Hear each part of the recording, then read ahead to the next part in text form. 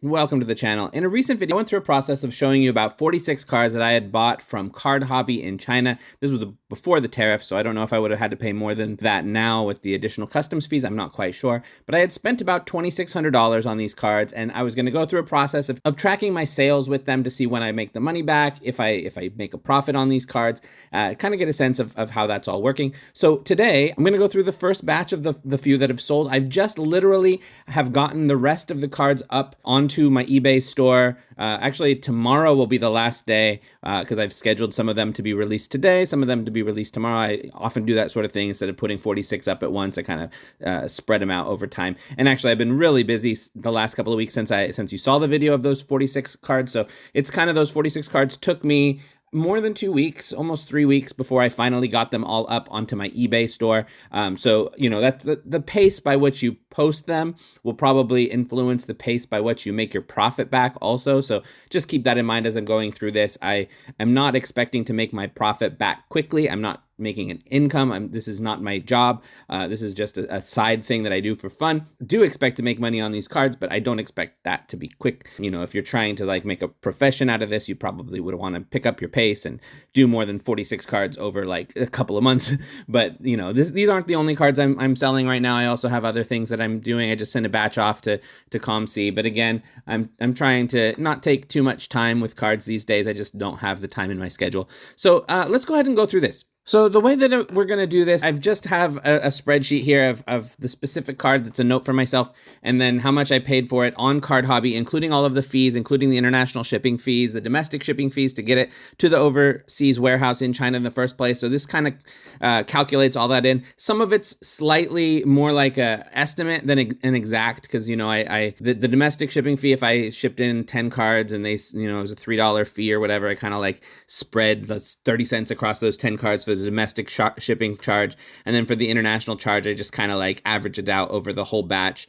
So it came out to like $1.50 per card. More expensive cards, I put a little bit more of that towards, you know, the shipping towards those cards, and cheaper cards, I was, you know, basically not doing any shipping on those ones because they were kind of like little additions to the bigger card that I got from the same batch, that sort of thing. Let's go through them. All right, the first one we have here is a Kobe Bryant Elite Glass card. This is really cool. I had bought this one for $160 on CardHobby. It ended up selling for $220 on eBay, which means after the fees, it's about $190 or so. So I made about a $30 profit on this super cool card. This here is the Jalen Green Obsidian RPA, numbered out of 25. This one I had bought for $115. It sold for $200, so about $174 after fees. By the way, the fees, I'm basically just taking 13%. I know it's like 13 point something or whatever, but usually because of the way I make a tiny bit of profit on the shipping fee, averaging it out to about 13%, I figure that's about right when you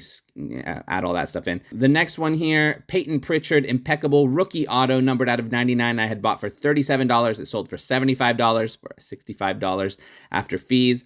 This Peyton Pritchard Noir, numbered out of 5, I had bought for $32, sold for $99 for about $86 profit. I mean, $86 after the fees. This one here is the Paulo Banchero Elegant Decor Noir, rookie, numbered out of 99. I bought for $16, sold for $32 or about $28 after fees.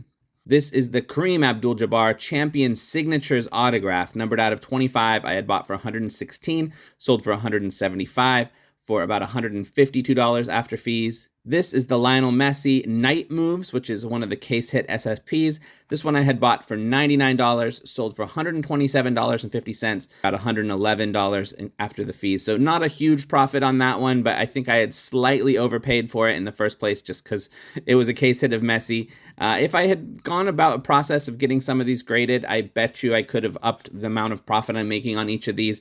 I honestly probably would have done that if I wasn't making this video, but I kind of wanted to make this video and kind of go through this process a little bit quicker of just the move. I didn't want to have this video on hold for months as I wait for the grading to come back. And honestly, I don't grade that often, so make a profit, move on. This next one, Ronnie Mauricio Home Field Advantage. This is a case hit card that just doesn't get a whole lot of love. I bought this one for $4, sold it for $14 or about $12 after fees. Next here we have the Denny Avdia Permit to Dominate. This is also a case hit from his rookie year. I bought this one for $13, sold it for $35 for about $30.50 after fees. This is the Matt Olson Downtown, graded 9.5 in a company called LCG, which I think is just a local Chinese grading company. This one ended up selling for $90 on eBay, which is about $78 after the fees, so about a $10 profit on that one. I should just note this one here, this Dave Bing Immaculate Auto out of 25. I had two different Immaculate Auto out of 25. I decided to keep one of them for my PC, so I'm going to actually take that out of the amount that I spent. I only spent $13 on it, so it's just going to be part of my PC, because I do have a PC for Hall of Fame autographs, and this one was pretty cool. I didn't think I could get another card this cool for this price, so I'm going to keep this one for my PC. Okay, and that's all so far. So again, I can show you my, let me show you something here really quickly. You can look at my chart here real quick to kind of get a sense on how often I was posting cards. Not exact, but you know, it was right around here, April 17th, or maybe a day or two before that, I had started posting these cards, and then just gradually was posting some of them.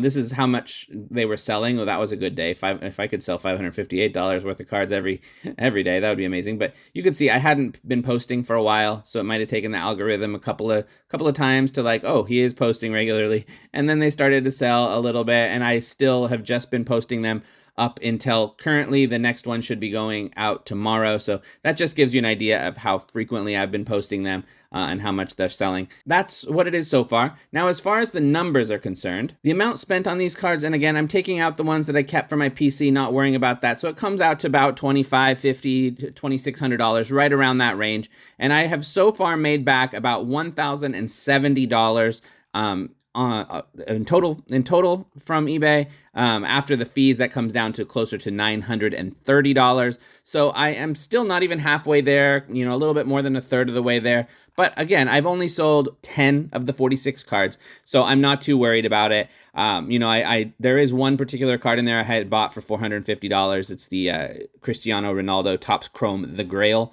number 6 of 9. That one is, you know, I had bought for a lot of money. So, you know, that one, if that eventually sells, and I wouldn't expect a card like that to sell super quick. Like, I think those type of cards might take a little longer.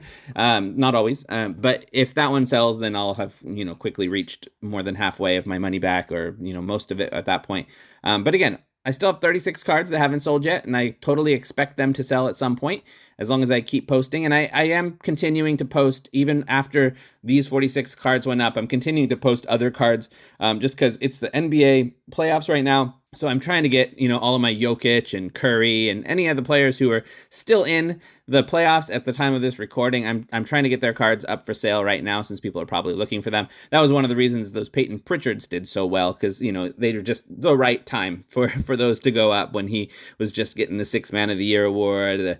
The Celtics, of course, are doing so well. So it was a good, timely time to get those onto eBay. So I'm hoping to get some of my other cards up there that are kind of timely over the next couple of weeks as well, as much as I can. So those will actually probably help the algorithm even for these 46 that I'm tracking here, just because it seems to be that once I start posting regularly, even cards that have been sitting on my eBay store for a while, suddenly they start to move. That's been happening as I've been posting these 46 cards. You know, there's other cards that have been selling at the same time that I had put up a long time ago, and I hadn't sold any cards for a while on my eBay store because I wasn't uploading anything new.